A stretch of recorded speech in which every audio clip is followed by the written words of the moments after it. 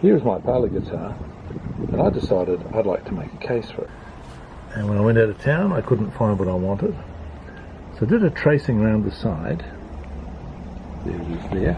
And I came 1/2 inch out past it. This is bendy ply. My intention is to make the walls of the case first. That's going to go in the corner there, and I'm going to screw that together and glue it, and we'll see what the guitar looks like. It'll fit in there when the time comes. Another mock-up. I'll put the guitar in there in just a second just to check it fits. So when the top part is put on, that will be supporting the top of the lid. The mock-up's just about ready to try it with the guitar. The jar lid at the top is to allow headspace for the guitar, for its head. This is the bar that's in the midsection of the guitar. That middle support is now in. This is looking more and more like it could be a case soon. So there it is there. So it's relatively self-supporting without the guitar. Which is pine with a front of birch, I believe. Larry thinks this guitar looks amazing in its new beginnings of a case. I'm tempted. Yes, I think so too, Larry.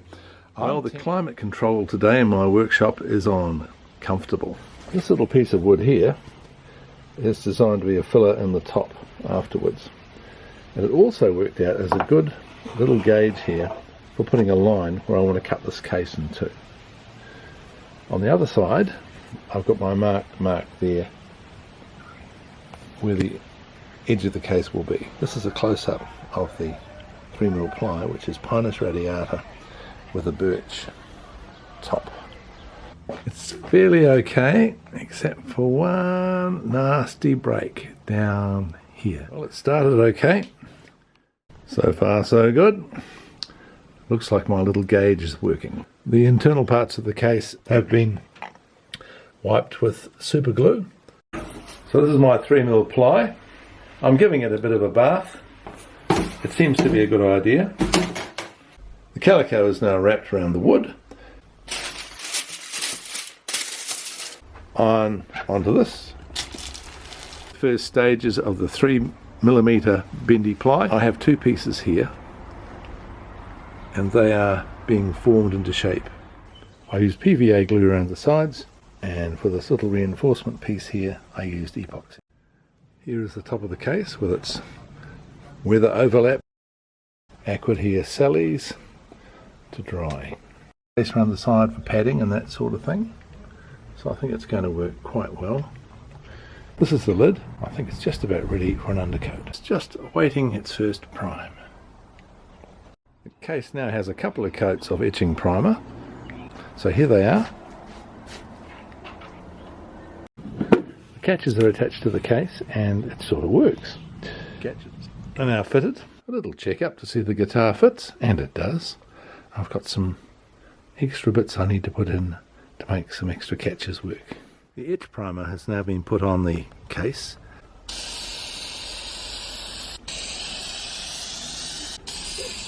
Moving into autumn, and that's one coat on the case.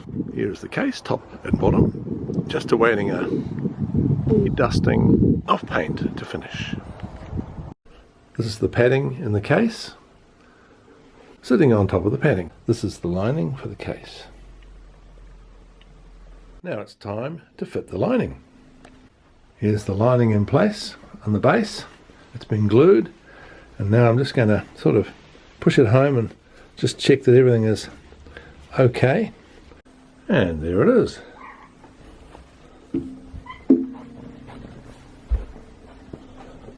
And the guitar will go in like this.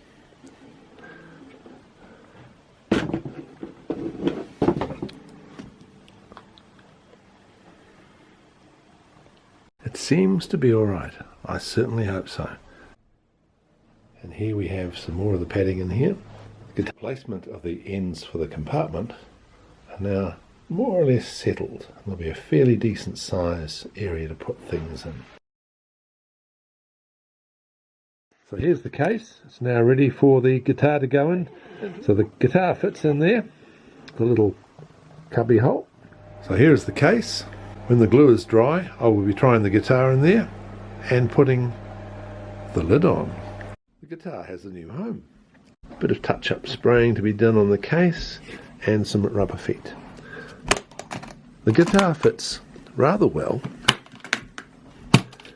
I'm quite pleased with how this has turned out. And it fits like that. So it's a nice snug home for it.